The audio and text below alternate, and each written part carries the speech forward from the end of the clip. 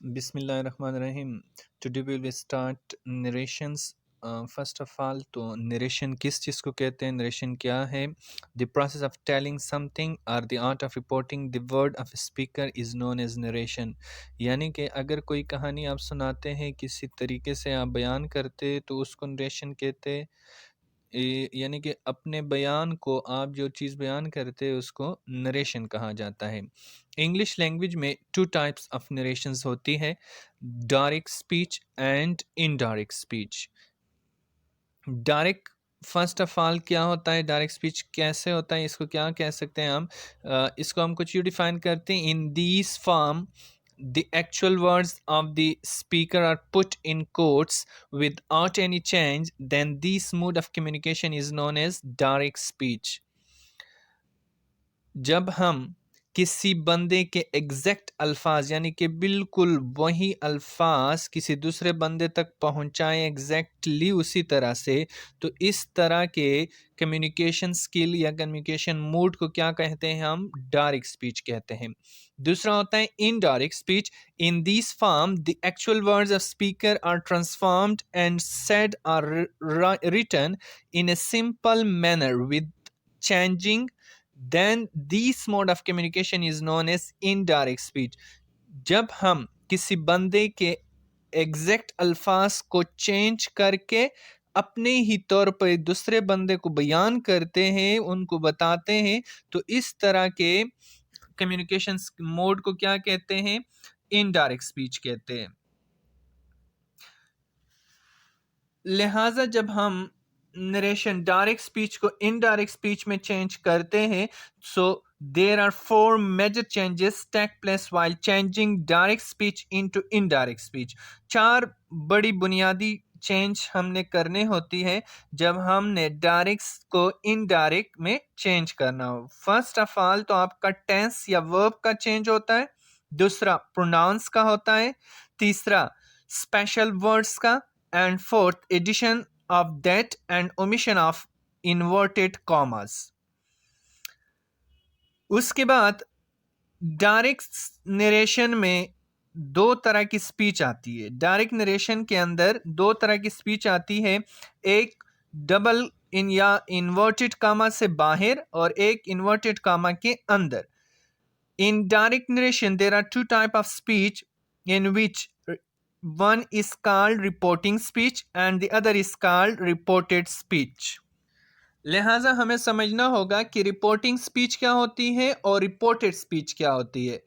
Direct narration यानी कि direct narration का अगर हम कोई फिक्रा लेते हैं तो उसमें 2 तरह की स्पीच होती है। फर्स्ट होती है reporting speech. So what is reporting speech? Reporting speech contains the words of speaker, the person who is reporting the message, यानी कि उस बंदे के अल्फाज होते हैं जो बंदा वो मैसेज रिपोर्ट कर रहा है, बता रहा है।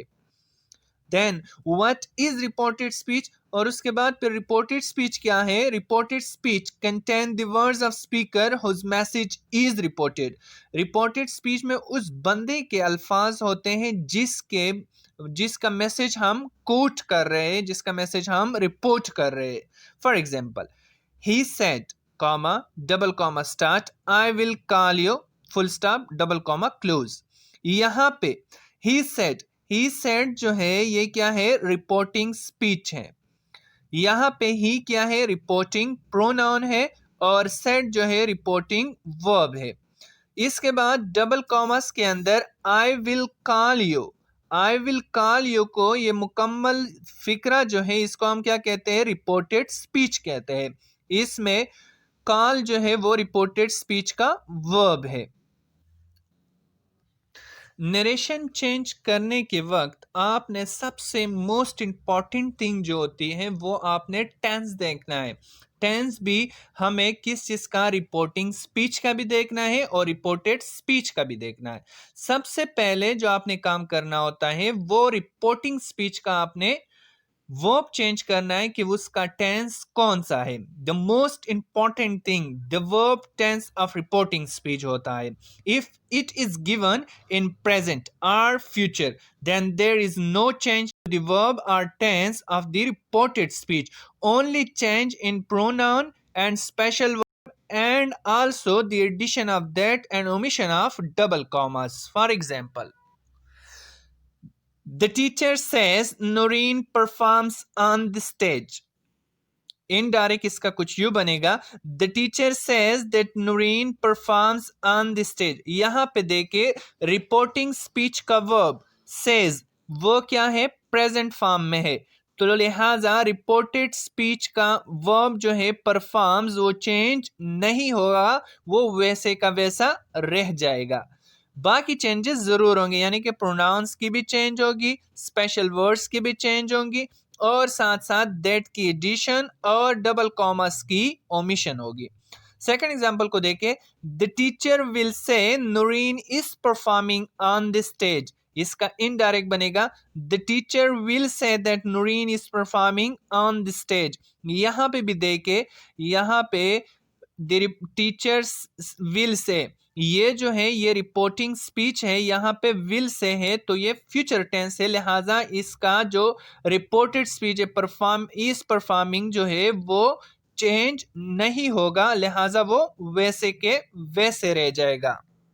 हाँ, ये है कि अगर रिपोर्टिंग स्पीच का वर्ब पास्ट टेंस में आता है तो उसके साथ साथ पे रिपोर्टेड स्पीच के वर्ब को एक महसूस अंदाज में चेंज किया जाएगा। If it is in the past tense then the verb tense of the reported speech should be change according to the following rules along with other changes like pronouns, special words and replacement of inverted comma by that। वहां पे फिर क्या होगा, for example हमारे पास the teacher said I am suffering from fever. यहां पे इसका इनडायरेक्ट कुछ यूं बनेगा कि the teacher said that she was suffering from fever. एक और example, for example she said to me I the breakfast in the morning. उसका इनडायरेक्ट कुछ यूं बनेगा, she told me that she had taken the breakfast in the morning. यहाँ पे दो चीजें याद रखो, अगर रिपोर्टिंग स्पीच में ओनली सेड आता है, आगे टू यानी कि इन्फिनिटी साथ नहीं आता, तो फिर हम क्या करते हैं, उसको सेड में ही चेंज करते। अगर टू आ जाता है सेड के बाद तो फिर उसको टोल्ड, आस्क, एक्वायर्ड वगैरह में चेंज करते हैं। अब अकॉर्डिंगली यानी कि अगर रिपोर्टिंग स्पीच का वर्ब पास्ट टेंस में है तो रिपोर्टेड स्पीच का वर्ब कुछ इस तरह से उसका टेंस चेंज होगा, present simple into past simple में चेंज होगा। For example he said I wash my clothes. Indirect इसका बनेगा, he said that he washed his clothes।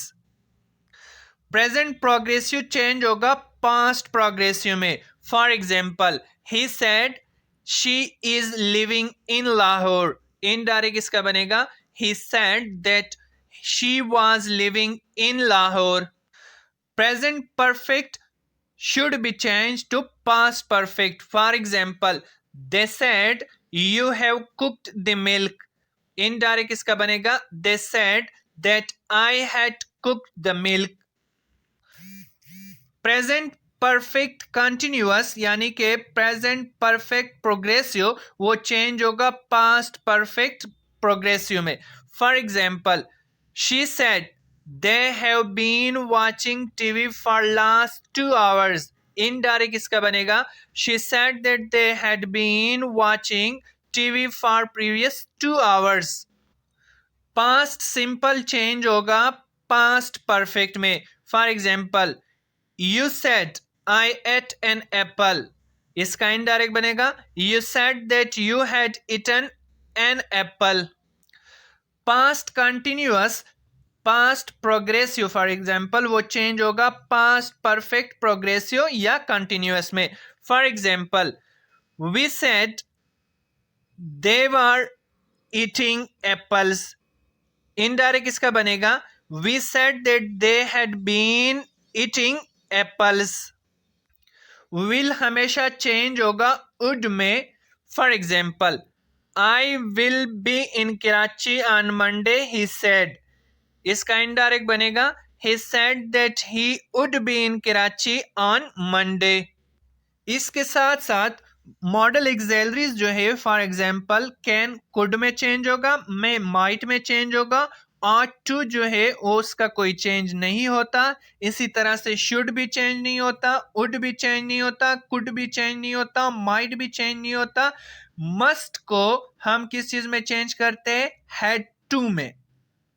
और साथ साथ ही ये भी नोट कर ले कि there is no change to past perfect and past perfect progressive, यानी कि अगर रिपोर्टेड स्पीच में ये दोनों टेंसेस आ जाते तो इनको कोई चेंज नहीं किया जाता. टेंस के बाद सेकंड मोस्ट इंपॉर्टेंट थिंग आती है आपके प्रोनाउंस, यानी कि हमने प्रोनाउंस को कैसे चेंज किया. They should be change according to the pronoun reporting speech. Pronouns are change according to the rule designed as SON 1 2 3. One stand, if there is first person in reported speech, it should be changed according to the subject of reporting speech. 2. Stand for, if there is second person in the subject of reported speech, then it should be changed according to the object of reporting speech. 3. Stand for, if there is third person in the subject of reported speech, then it should not be changed. और third और last चीज जो है वो है change of special words, यानी कि अगर ये स्पेशल अल्फाज इनडायरेक्ट में आते हैं और आप उसको डायरेक्ट में लेके जाते हैं तो कुछ इस तरह से चेंज होंगे. फॉर एग्जांपल, अगर डायरेक्ट में हेयर आता है तो वो इनडायरेक्ट में क्या बन जाता है? देयर बन जाता है. नाउ देन बन जाता है. This, that, these, those, today, that day, tonight, that night, yesterday, the previous day, last night, previous night, last week should be changed to previous week, tomorrow should be changed to the next day, next week should be changed to the previous week, ago, before, thus, so, hence, thence, hither, thither, and come will be changed to go. So this is the end of your narration. Okay, Allah Hafiz.